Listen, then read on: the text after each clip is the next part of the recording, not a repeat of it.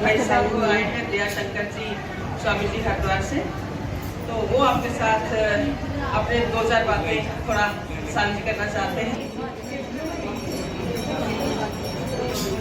इस मंदिर के प्रबंधक महोदय, वंदनीय मातृशक्ति श्रीमती रीना जैसली जी, कई दिनों से सामाजिक कार्यों में आपकी सहभागिता देख रहा हूँ। मेरे गले में थोड़ी तकलीफ है, तो थोड़ा इसको बुरा नहीं मानना। और शारदा महेश्वरी जी माता जी, और आपके बीच में हम कुछ धर्म पे चर्चा करेंगे और गहरी चर्चा करेंगे। इसलिए आप अपने मस्तिष्क को एकाग्र करके यही रहना, यहाँ से कहीं दिमाग से कहीं और नहीं जाना। सत्संग हो मेरे नाम कर देना। आप परमात्मा के विषय में चर्चा करते हैं और जीवन में हम सुख को प्राप्त करना चाहते हैं, दुख से छूटना चाहते हैं। कभी किसी को कोई बात मेरे से न समझ में आए तो मेरे से पूछ लेना। संसार में 3 प्रकार के दुख होते हैं, सबको होते हैं। मनुष्य हो, पशु पक्षी, कीड़े मकोड़े, जीव जंतु, 3 प्रकार के दुख से हम सभी पीड़ित हैं और 3 प्रकार के दुखों से हम छूटना चाहते हैं। कौन कौन से वो दुख है? पहला दुख आध्यात्मिक दुख, दूसरा दुख आदि भौतिक दुख, तीसरा दुख आदि दैविक दुख। ये 3 प्रकार के दुख होते हैं और इन तीनों प्रकार के दुखों से छूटने का सामर्थ्य केवल मनुष्य में होता है और किसी में नहीं होता है। अब प्रश्न उठता है कि हमारे देश में बहुत प्रकार की अविद्या को फैलाने का प्रयास किया गया और संसार में समस्त प्रकार के अविद्या यानी दुखों का मूल कारण अविद्या को दूर करने का जो केंद्र हुआ करते थे वो होते थे मंदिर। अब आपको ये भी नहीं पता कि दुनिया कब बनी, क्यों बनी, किसने बनाई, किसी को पता है? फिर आप काहे का क्या सत्संग करते हैं? कुछ तो अपने अविद्या को दूर करो। तो आप अपनी अविद्या को दूर करने के लिए ये जान लो कि ये जो संसार बनता है, जैसे आप स्कूल में जाते हैं तो आपके माता पिता स्कूल में भेजते हैं, आप क्या सिखाते हैं? पहले दिन तो सिखाएंगे कि चॉकलेट मिलेगा, टॉफी मिलेगा, कुछ कुछ लालच देते हैं। उस लालच में आप जाते हैं और कई बार तो चिल्लाते हैं, रोते, जाते ही नहीं है। तो भगवान ने हमको भी चॉकलेट दिया और क्या कहा? ये संसार जब बना था 1 अरब 97 करोड़ 8,53,124 वर्ष 3 महीने पहले ये दुनिया बना था। ठीक है, तो एक संसार में 14 मनवंतर होते हैं। कोई पूछे एक दुनिया कितने दिन के लिए, तो कोई कहता कलयुग का है, खत्म होने वाला है, कोई कहता कुछ कुछ अपनी व्याख्याएं करते हैं। तो आप ये जान लो एक संसार में 14 मनवंतर होते हैं और एक मनवंतर में 71 चतुर्युग होता है। बाद में अभी थोड़ा किसी को मत करिए। मेरी प्रार्थना है कि मेरे क्रम को मत तोड़िए। अभी सब लोग बैठे। मैं बहुत गंभीर बातें बता रहा हूँ और ये मैंने वेदों में PhD किया है, इसलिए मैं आपको समझा पा रहा हूँ। एक मनवंतर में 71 चतुर्युग होते हैं और एक चतुर्युग में 4 युग होते हैं, सतयुग, त्रेता, द्वापर, कलयुग। जो सतयुग होता है, कोई कहता कि किसी को पता ही नहीं कि कितने समय का क्या होता है। जैसे एक सप्ताह में 7 दिन होते हैं, ऐसे सतयुग कितने दिन का? 17,28,000 वर्ष का। ठीक है। द्वापर त्रेता युग 12,96,000 वर्ष का, द्वापर युग 8,64,000 वर्ष का और कलयुग 4,32,000 वर्ष का। इस प्रकार से जब 71 बार इसकी आवृत्ति करते हैं तो 30,67,20,000 वर्ष का एक चतुर्युग होता है।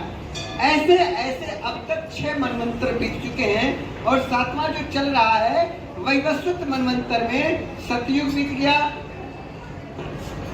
27 चतुर्युग बीत गया, 28वें चतुर्युग का सतयुग त्रेता द्वापर बीत गया और कलयुग का 5100 कुछ वर्ष चल रहा है। इस प्रकार से गणना करते हैं तो हम मनुष्य जो दुख से छूटना चाहते हैं तो दुख कितने दिन के लिए छूटता है? आप नौकरी करते, नौकरी लगते कितने दिन? 30 साल, 40 साल, 50 साल। और एक जो हमको दुनिया में जीवन मिला है, पहले 400 साल हम जीने का परमात्मा की तरफ से हमारे पास लाइसेंस था। एक बार पैदा होने के बाद यजुर्वेद के 3रे अध्याय के 62वें मंत्र में वर्णन है कि हम 400 वर्ष तक जी सकते हैं। लेकिन कैसे? उसका कानून बताया कि इन नियमों का पालन अगर हम करेंगे तो ऐसा जीवन मिलेगा जिनका पालन हम प्राय का कोई नहीं करता है। मैं थोड़ा कोशिश करता हूँ करने की, लेकिन सामाजिक ऐसा वातावरण है कि पूरी तरह से नहीं हो पाता है। तो एक जो दुख से छूटने का जो कारण होता है, एक बार सृष्टि से जब हम दुख से पूरी तरह से छूटना चाहते हैं तो उसके लिए मोक्ष को प्राप्त करना पड़ता है। तो मोक्ष को प्राप्त करने के लिए महर्षि पतंजलि एक ऋषि हुए हैं, उन्होंने ये बतलाया है कि एक दर्शन है जिसका नाम है योग दर्शन। योग दर्शन में 4 अध्याय हैं। कितने अध्याय हैं? और 4 अध्याय में उनको अध्याय को संस्कृत में पाद बोलते हैं, ठीक है। तो पहले पाद का नाम क्या है? समाधि पाद। बोलो क्या नाम है? समाधि पाद। दूसरे पाद का नाम है साधन पाद। साधन पाद। और तीसरे पाद का नाम है विभूति पाद। विभूति पाद। और चौथे पाद का नाम है कैवल्य पाद। ये 4 जो योग दर्शन पढ़ लेता और इन चारों योग दर्शन के जो सूत्र है 195 सूत्र है, 195। यदि हम इसको पढ़ लें और पढ़ करके जीवन में उतार लें तो मैं आपको लिखित गारंटी दे सकता हूं, आप दुख सागर से छूट करके मोक्ष में जाने के लिए सर्टिफिकेट प्राप्त करेंगे। अब उसमें खजाना क्या है? अब एक उदाहरण देता हूं। उसका पहला सूत्र, आजकल योग करते हैं, क्या करते हैं? आसन कर लेते हैं और कहते हैं योगा कर दिया। झूठ बोलते हैं, योगा शब्द ही नहीं है। महर्षि पतंजलि ने पहला शब्द बोला है, सूत्र बोला है, अथ योगानुशासनम। अथ माने अब, और अथ माने अधिकार पूर्वक योग के अनुशासन का, योग के कानून का प्रारंभ करते हैं। तो आपको जानकारी के लिए बताऊं, जब मोदी जी पहले प्रधानमंत्री बने थे 2014 में, और सुषमा स्वराज की सुपुत्री जी आपके बीच में आई हैं और उनको आप लोग आशीर्वाद देंगे, इसके लिए मैं भूमिका बना रहा हूँ, ठीक ना। मैं कोई काम फ्री में नहीं करता हूँ। जय श्री राम। जय श्री राम। आपको जो मैं इतना खजाना दे रहा हूँ, इसके लिए मैंने जीवन में कम से कम 30 वर्षों की साधना किया है। 30 वर्षों की साधना का सार आपको 15-20 मिनट में अगर मैं दूंगा तो आप भी तो मुझे कुछ देंगे ना, खाली हाथ तो नहीं भेजेंगे ना। तो वो खाली हाथ नहीं भेजना है, और क्यों देंगे वो भी कारण बताऊंगा। तो मैं बस इतना ही कह रहा हूँ कि सरदार करणजीत सिंह संधू जी के नेतृत्व में मैंने अमेरिका के एम्बेसी में काम किया है। मुझे ये समझ में आया कि भारत का ऐसा योद्धा पंजाब का है जो दुनिया में भारत के गौरव को ऊंचा किया है। अगर उसने दुनिया में भारत के गौरव को ऊंचा किया है तो उसके गौरव को ऊंचा करने का हमारा कर्तव्य है। आप कहीं जाना चाहते हैं तो आप कहना सर, इधर फेस करके। मैंने बता दिया है, मेरा बताने का मतलब तो नहीं बनता, बट फिर भी मैं आप सबसे ये कहूँगी कि सब हमें सहयोग दो, हमारे साथ, बस इससे ज़्यादा मैं कुछ नहीं कहूँगी। आप लोगों का सहयोग हमें बहुत, हमारे को बहुत ज़रूरत है आपके सहयोग की। आप अपना सहयोग हमें, सरदार करणजीत सिंह जी को अपना सहयोग दीजिए। धन्यवाद। जय श्री राम। जय श्री राम। जय श्री राम।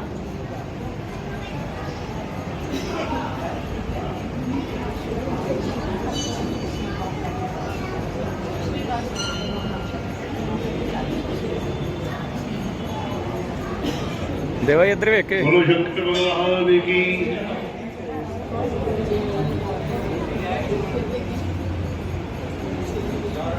वेद में इधर इधर मंत्र है ना, दूसरों के लिए जीने की गीत है।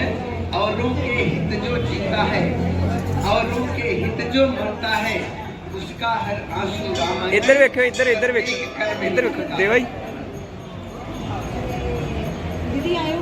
इधर जो सहज समर्पित जनहित में होता है स्वार्थ त्याग करके, जिसके पग चलते रहते हैं दुख दर्द मिटाने घर घर के, वह है शंकर जो औरों की वेदना निरंतर पीता है, उसका हर आंसू रामायण प्रत्येक कर नहीं पीता है। तो मैं आपको बता रहा था, अब मेरा प्रार्थना है कि मुझे डिस्टर्ब नहीं करना, और मैं बहुत कुछ आपको दे के जाऊंगा थोड़ी देर में, बहुत खजाना देंगे आप लेने वाले